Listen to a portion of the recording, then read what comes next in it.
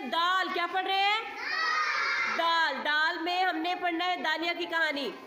दाल अल्फ दा नून दे नी, ये है यहाँ दानिया। फिर पढ़ेंगे नीचे क्या लिखा हुआ है? दानिया। थे छोटिए दानिया थी, दानिया थी। हम तीसरी लाइन में दोबारा पढ़ेंगे दानिया थे छोटिए थी, दानिया थी।